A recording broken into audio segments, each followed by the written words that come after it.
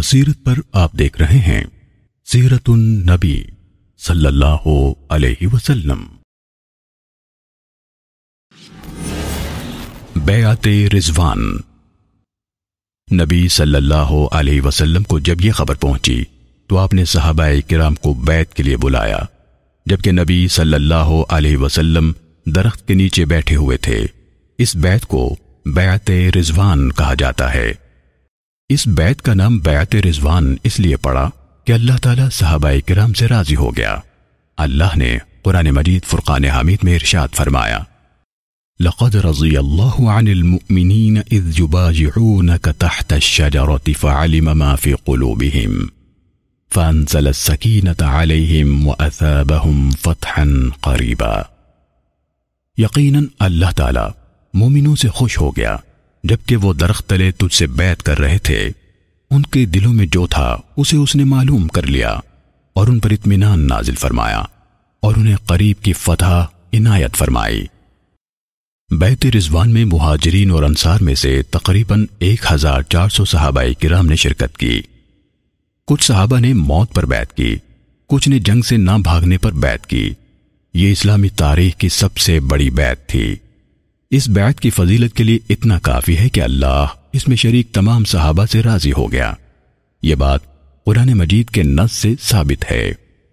جن صحابہ کرام نے بیعت رضوان میں شرکت کی ان کی فضیلت میں کئی احادیث ہیں۔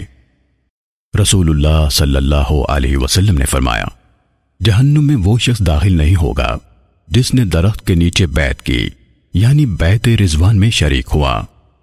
اور رسول اللہ صلی اللہ علیہ وسلم نے فرمایا، انشاءاللہ درخت والوں میں سے کوئی دوزخ میں نہیں جائے گا جنہوں نے اس درخت کے نیچے بیعت کی۔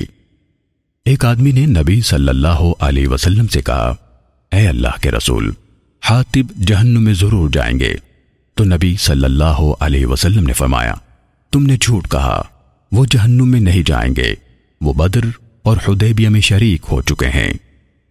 جابر بن عبداللہ نے کہا، ہم سے نبی صلی اللہ علیہ وسلم نے حدیبیہ والے دن فرمایا، تم لوگ تمام دنیا والوں میں سب سے بہتر ہو۔ پھر نبی صلی اللہ علیہ وسلم نے عثمان رضی اللہ تعالیٰ عنہ کی طرف سے خود بیعت کی اور اپنے داہنے ہاتھ کو بائیں ہاتھ پر مارا اور کہا، یہ عثمان کا ہاتھ ہے۔ اس طرح عثمان رضی اللہ تعالیٰ عنہ کو اس بیعت کا شرف حاصل ہوا۔ انس بن مالک رضی اللہ تعالیٰ عنہ نے کہا، عثمان رضی اللہ تعالیٰ عنہ کے لیے رسول اللہ صلی اللہ علیہ وسلم کا ہاتھ لوگوں کے اپنے لیے بڑے ہاتھوں سے بہتر تھا۔ جب قریش کو نبی صلی اللہ علیہ وسلم کے صحابہ کرام کی بیعت کا علم ہوا تو وہ خوف زدہ ہو گئے اور صلح کی خواہش ظاہر کی۔